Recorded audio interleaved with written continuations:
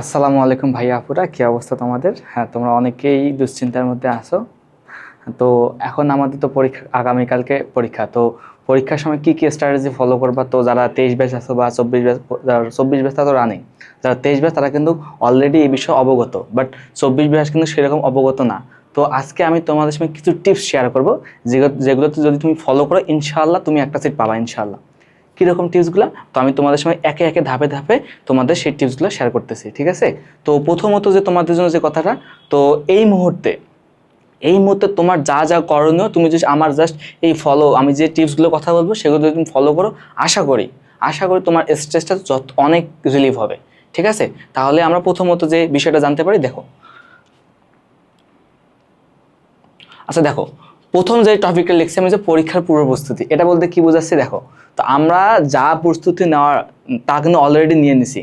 তো আজকের পরে কিন্তু আগামীকালকে সকাল ঠিক 11টায় এক্সাম, তাই না? তো তার জন্য যা যা পড়া দরকার, তুমি কি কি পড়তে পারো শেষ মুহূর্তে।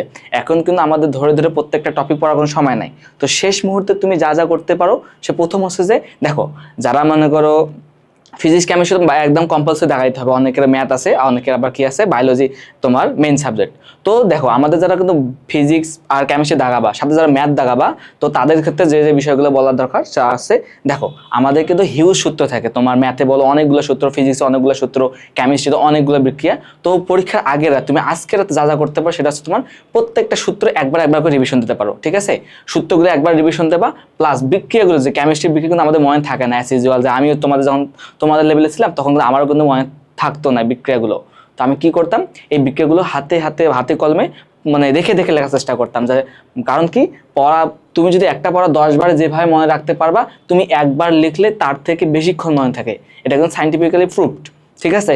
তো এখন তোমার যে কাজ হবে লাস্ট মুহূর্তে, প্রত্যেকটা চ্যাপ্টারের, অর্থাৎ তুমি ফিজিক্স বলো, ম্যাথ বলো বা কেমিস্ট্রি অনেকগুলো সূত্র আছে, এগুলো সুন্দরভাবে শুধু পরীক্ষার আগের রাতে সূত্রগুলো মুখস্থ করবা। মুখস্থ বলে রিভিশন দেবা। কারণ কি, অনেক ম্যাথ দেবা, অনেক এমসিকিউ দেখবা যেখানে তুমি ডিরেক্টলি কি সূত্র বসাইতে করতে পারতেছো, ঠিক আছে? আর বিক্রিয়াগুলো ডিরেক্টলি আসে কিন্তু। তো সেই ক্ষেত্রে তোমার যদি বিক্রিয়াগুলো পূর্ণাঙ্গভাবে মনে থাকে, তাহলে তুমি ইনশাআল্লাহ তুমি বেশ কয়েকটা এমসিকিউ কমন পাবা তার সূত্র থেকে। তো ঠিক আছে, তো দেখো, তুমি যদি এগুলো যদি না করে তুমি যে বই পড়তে যাও, ভাই তুই আহামরি কিন্তু এক রাতে সবগুলো বই শেষ করতে পারবা না, তাই না? তো এই মুহূর্তে তুমি কি করতে পারো, শেষ মুহূর্তে তুমি জাস্ট সূত্রগুলো দেখো। তুমি দেখবা যে সূত্রগুলো পড়ার কারণে তুমি বেশ কয়েকটা, মানে ইভেন 10 থেকে 12টা এমসিকিউ তুমি কমন পেতে পারো ইনশাআল্লাহ, ঠিক আছে? তো প্রথম কাজে এই পরীক্ষার পূর্ব মুহূর্তে প্রস্তুতি যা নেওয়ার তুমি নিয়ে নিছো। এখন আর তুমি মহাভারত একদম শেষ করে ফেলতে পারবে না এক রাতে পড়ে, ঠিক আছে ভাই? এই মুহূর্তে, শেষ মুহূর্তে জাস্ট কম সময় ইফেক্টিভলি পড়াশোনা হচ্ছে, প্রত্যেকটা ফর্মুলা একবার করে রিভিশন দেওয়া, ঠিক আছে? তারপর কি করতে পারো, যে কতক্ষণ পূর্বে তোমাদের নেক্সট কোয়েশ্চেন, ভাই পরীক্ষার্থী কতক্ষণ পূর্বে আমি এক্সাম সেন্টারে যাব? ভাই এটা তোমাকে অবশ্যই ইনশিওর করবে যে তোমার আধা ঘন্টা থেকে 40 মিনিট, মিনিমাম আধা ঘন্টা থেকে 40 মিনিট আগে তোমাকে এক্সাম সেন্টার পৌঁছাতে হবে।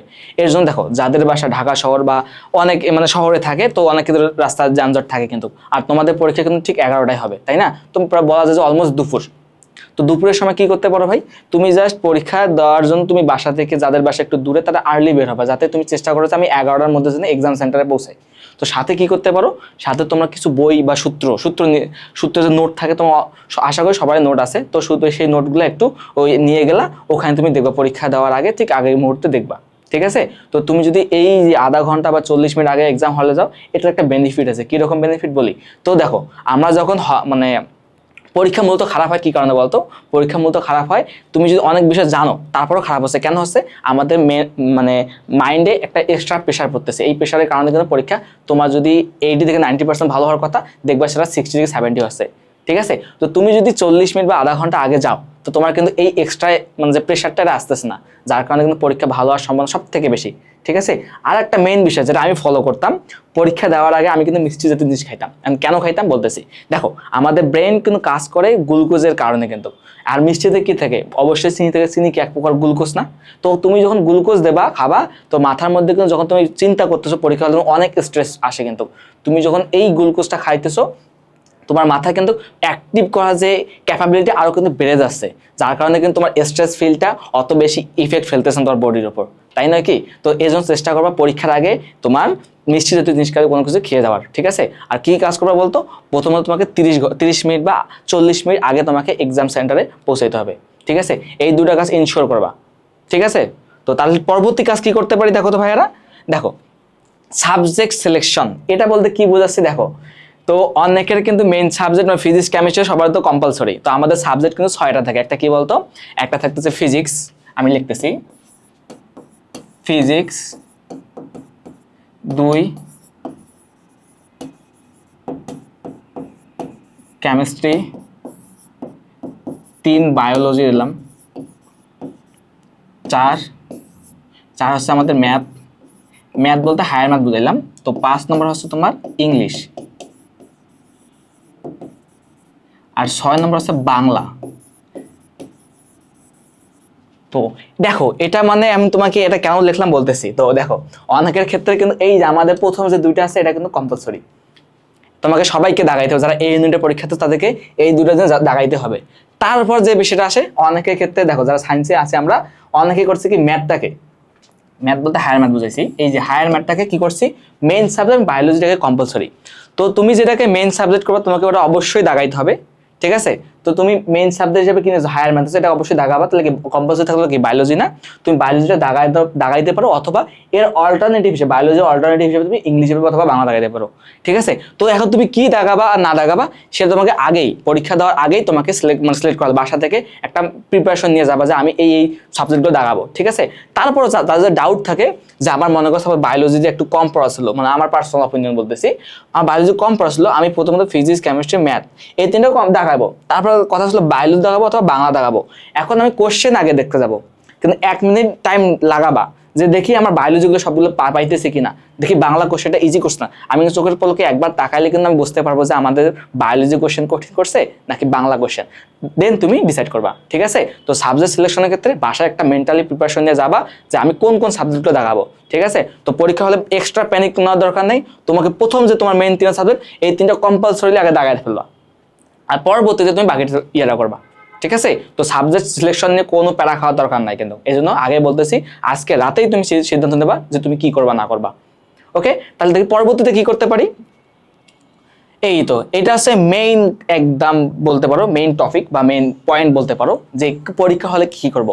দেখো ভাই, আমি যখন এই পরীক্ষাটা দিছিলাম আমি যে স্ট্র্যাটেজি ফলো করতাম সেটা হচ্ছে তোমার, দেখো পরীক্ষা যখন স্যার কোশ্চেন দেয় তো আমরা কি করি আগে কিন্তু তোমার একটা কিন্তু ওএমআর শিট দেয়, সেখানে আমরা আমাদের কোড বা রোল নাম্বার আর তুমি কোন কোন বিভাগ কোন কোন মানে কোশ্চেনের কোডটা পাইছো সেট পাইছো সেটা ওখানে আগে ফিল আপ করা, তোমার আগে ঠান্ডা মাথায় রোল এগুলো সব ফিল আপ করবা, করার পর তুমি কি কাজ করবা, অনেকে কিন্তু ভুল করে, তো প্রথম 3টা তো কম্পালসরি তো ওগুলো দাগাইতে হবে, বাকি 3টা কি করে অনেকে কিন্তু তোমার বায়োলজি দাগায় কিন্তু ও কিন্তু দাগায় ফেলছে বাংলা, বাট ওখানে কিন্তু লেখা ছিল যে কোনো 4টা পূরণ করো, মানে 6টার মধ্যে 6টা সাবজেক্টের মধ্যে, ও কিন্তু বায়োলজি দাগায় মানে ওখানে সিলেক্ট করে বাংলা দাগায় ফেলছে, ওপরটা পূরণ করে না, কিন্তু ওইটা কিন্তু ডিরেক্টলি প্রথমেই আউট, ওই খাতা চেকে করবে না কিন্তু স্যার বা এমসিকিউ ওএমআরটা কিন্তু মেশিনটা কি করবে ওটা কিন্তু ডিসকোয়ালিফাই করে দেবে, ঠিক আছে? তো এই জন্য ঠান্ডা মাথায় প্রথমত তোমার ওগুলো জিনিস পূরণ করা লাগবে। তো প্রথমত 3টা কম্পালসরি যেগুলো আছে ওর 3টা দাগাবা, আর 4 নম্বরটা একটু গ্যাপ রাখবা যে পরবর্তীতে যখন আমি 4 নম্বর কোশ্চেনটা মানে 4 নম্বর পার্টটা বা 4 নম্বর সাবজেক্টটা দাগাবো তখন ওই ঘরটা আমি পূরণ করব, ঠিক আছে? তো এটা কেয়ারফুলি করবা, এগুলো তো মানে নর্মাল কথাবার্তা শেষ, এখন আমি পরীক্ষার সময় কি করব। দেখো আমি যে কাজটা করতাম, তো পরীক্ষা হলে যে কোনো পরীক্ষার ক্ষেত্রে আমি কাজটা ফলো করছিলাম কিরকম, যখন আমি মনে করো এক্সাম দিতাম তখন আমি কাজ করতাম যে আমার প্রথম যে আমি 3 স্টেপে কাজটা করতাম, 3 স্টেপ কিরকম। প্রথম স্টেপ হচ্ছে যে আমি এক নজরে কোশ্চেনটা ফুল পড়তাম, আমি যে 4টা সাবজেক্ট দাগাবো এই 4টা সাবজেক্ট ফিক্সড করছি, আমি অলরেডি আগেই ফিক্সড করছি যে এগুলো পর দাগাবো। তো আমি যখন ওএমআর শিটে করতাম তো আমি কোশ্চেন এভাবে দেখতেছি আর হাতে এভাবে পেন নিয়ে ওএমআর উপরে রাখছি। তো আমি কি করতাম, আমি এক নজরে তাকাইতাম যে আমি চোখের পলকে যে সকল এমসিকিউ করতে পারি বা সংজ্ঞা টাইপ বা সূত্র রিলেটেড আছে ওগুলো আগে দাগাই ফেলতাম। কিরকম, আমি কিন্তু এই একের এই আমি এই গোল্লাটা ভরাট করতাম না, আমি কি করতাম আগে ওখানে একটা সুন্দর একটা ছোট একটা সিম্বল দিয়ে রাখতাম বা একটা দাগে দিয়ে রাখতাম, ঠিক আছে? তো আমি যখন 15 থেকে 20টা এমসিকিউ এক নজরে দেখলাম আমি যে 8 থেকে 10টা পারতেছি, ওই যে 15 থেকে 20টা এমসিকিউ পড়ার পর আমি 10টা এমসিকিউ যে দাগাইলাম না এটা একবারে ভরাট করি, এই যে একটা একটা করে করি না, একবারে 10-12টা করি। তো এভাবে করলে কি উপকারটা আছে, তোমার টাইম বাঁচতেছে। যখন তুমি একবার করতেছো আবার দাগাচ্ছ, আবার দেখতেছো আবার দাগাচ্ছ, তো এভাবে কিন্তু অনেক টাইম নষ্ট হয়। তুমি এই টেকনিকটা অ্যাপ্লাই করতে পারো, যেটা আমি আমার কলেজ লাইফ অর্থাৎ নটরডেম লাইফ থেকে আমি পুরো অ্যাডমিশন সিজনে বুয়েট বলো যে কোনো জায়গায় পরীক্ষা আছে সব জায়গায় আমি এই টেকনিকটা অ্যাপ্লাই করতাম। তো এটি কিন্তু যথেষ্ট আমার ইফেক্ট ফেলতো, কারণ হচ্ছে আমার টাইম অনেক বাঁচতো। অন্যরা যেখানে মনে করো অনেক এমসিকিউ করতে মানে অনেক টাইম নষ্ট করতো, যেখানে আমার টাইমটা বেঁচে যেত। তো এটা প্রথম কাজে তোমার এক নজরে যে তুমি যে দাগাবা যে প্রত্যেক সাবজেক্ট 25টা কোশ্চেন, তুমি মনে করো এক নজরে 100টা কোশ্চেন, মনে করো তোমার 30 মিনিটে তুমি 100টা কোশ্চেন এক নজরে পড়ে ফেললা। দেখতেছো 100টার মধ্যে তুমি অলরেডি 50টা পেয়ে যাচ্ছ, যেগুলো তোমার সূত্র চোখের পলকে করতে পারছো। ধরলাম 40টা পারছো, ঠিক আছে, কই বললাম 40টা পারছো, তার বাকি এখনো কিন্তু আমাদের আধা ঘন্টা সময় আছে। এখন তারপর কি কাজ করবা, যেগুলো ম্যাথ একটু চিন্তা করা লাগে, যেগুলো এমসিকিউ একটু চিন্তা করা লাগে, ম্যাথমেটিক্যাল কিন্তু হাত দেবা না, ওরা 3 নম্বরে হাত দেবা। 2 নম্বর পয়েন্ট কি বললাম, প্রথম পয়েন্ট হচ্ছে যে তোকে চোখের পলকে যেগুলো করতে পারবা সেগুলো আগে দাগায় ফেলবা। 2 নম্বর পয়েন্ট হচ্ছে যে তোমার যেগুলো একটু চিন্তা করলে তুমি পেয়ে যাবা। তুমি তো একটাবার কোশ্চেন যখন পড়ছো তখন তো তোমার আইডিয়া হয়ে গেছে যে আমি কোন কোন এমসিকিউ একটু চিন্তা করলে পাবা, সেই এমসিকিউ নেক্সট স্টেপে বা সেকেন্ড স্টেপে তুমি সেগুলো দাগাবা। ঠিক আছে, যখন তুমি দেখতেছো পরবর্তী তোমার 80 মানে 60টা কোশ্চেন বাকি আছে, তুমি দেখলা 15 মিনিট বা 20 মিনিট লাগলো, 20 মিনিটে তুমি দেখলা 20টা দাগায় ফেলছো, 20 মিনিটে 20টা দাগায় ফেলছো। তো দেখো আগে যদি 40টা দাগাও, পরে যদি 20টা দাগাও, অলরেডি কিন্তু 60টা হয়ে গেছে। তো এখনো কিন্তু সময় আছে কত মিনিট বলতো, 10 মিনিট সময় আছে। এখন যেগুলো একটু চিন্তা করার লাগে তুমি ওগুলো দাগাবা, দেখবা আগে যেগুলো তুমি স্কিপ করে আসছো এগুলো করতে গিয়ে আগের গুলো অটোমেটিক্যালি তোমার মাথার মধ্যে আসতেছে, তখন দেখবে যে বাকি 10 মিনিটে তুমি 15 থেকে 20টা দাগায় ফেলতেছো, একুরেটলি দাগায় ফেলতে পারতেছো। ঠিক আছে, তাহলে দেখো তোমাকে 60 আর 15 75 মার্ক, 75 মার্ক হলে তুমি নিশ্চিত চান্স পাবা। একদম নর্মাল স্টুডেন্ট যারা মনে করো যে সেরকম প্রিপারেশন নাই, তারাও কিন্তু পাবে এই স্ট্র্যাটেজি ফলো করলে, ইনশাআল্লাহ চান্স পাবে। তবে তাকে একটু ঠান্ডা মাথায়, কোনো স্ট্রেস নেওয়া লাগবে না। অনেকে কি করে, অনেকে বোকার মতো কাজ করে, টাইম নষ্ট করে। একটা ম্যাথ দেখতে কঠিন, ওই ম্যাথটা করতে গিয়ে ওর 3 থেকে 4 মিনিট নষ্ট করে ফেলে। আমি বলি নাম্বার 1 বোকা। আমার ভাই পরীক্ষার হলে তোমার যে ম্যাথটা কঠিন ওইটা করলে তোমাকে 1-এর মধ্যে 10 দেবে না, 1-এর মধ্যে 1-ই দেবে। তো আমি কেন ওই ম্যাথটা করতে গিয়ে 3 মিনিট সময় নষ্ট করব, তাই নাকি? তো আমি কি করতে পারি, ওটা সাথে স্কিপ, যেটা একটু চিন্তা করা লাগে সাথে স্কিপ। প্রথমে আমি চোখের পলকে যেগুলো করতে পারি ওগুলো করব। 2 নম্বর স্টেপ হচ্ছে যে এগুলো চিন্তা করলে করতে পারি সেগুলো করব। আর 3 নম্বর স্টেপ হচ্ছে যে আমাদের যেগুলো একটু ম্যাথমেটিক্যাল যে পারবো ওইগুলো হাত দেবো, যেগুলো পারবো না ওগুলো হাত দেওয়ার দরকার নাই। ঠিক আছে, তো এইভাবে যদি তুমি স্ট্র্যাটেজি ফলো করো, ইনশাআল্লাহ এক্সাম হলে তুমি যদি এই স্ট্র্যাটেজি ফলো করো তুমি নিশ্চিত একটা সিট পাবা। আমি তোমাকে এতটুকু ইনশিওর দিতে পারি। তবে অবশ্যই তোমরা যেটা জানো বেস্টটা দেবা, কখনোই স্ট্রেস ফিল করবে না, ফ্যামিলি কি বলবে, আমার বন্ধু বান্ধবী বা মানে যত কিছু, এগুলো কোনো চিন্তা মাথায় নেবে না। তোমার কথা আছে আমি আল্লাহর উপর ভরসা, আল্লাহর উপর তাওয়াক্কুল করে যাবো পরীক্ষার হলে, আমার ভাগ্যে যেটা। অবশ্যই একটা কথা মাথায় রাখবা যে Allah is the best planner for us, Allah আমাদের জন্য যেটা উত্তম সেটা উনি আমার দান করবে। ঠিক আছে, তাই না? তো এর জন্য এক্সট্রা হতাশ বা প্রেশার নেওয়ার দরকার নাই, ঠান্ডা মাথায় এক্সাম দেবা, ইনশাআল্লাহ তোমাদের পরীক্ষা অনেক অনেক ভালো হবে। পরীক্ষা হলে কোনো প্রেশার নেবে না, ফ্যামিলি কি বলছে এটা কি বলছে সব ঝেড়ে ফেলবা, যে আমি যেটা জানি ওটা বেস্টটা দেবো। ঠিক আছে, পরীক্ষা হলে কোনো রকম টেনশন নেবে না, সবাই ভালোভাবে পরীক্ষা দেবা। তো সবার জন্য অনেক অনেক দোয়া রইল ও শুভকামনা অবশ্যই থাকবে। All the very best our son. ঠিক আছে, আল্লাহ হাফেজ।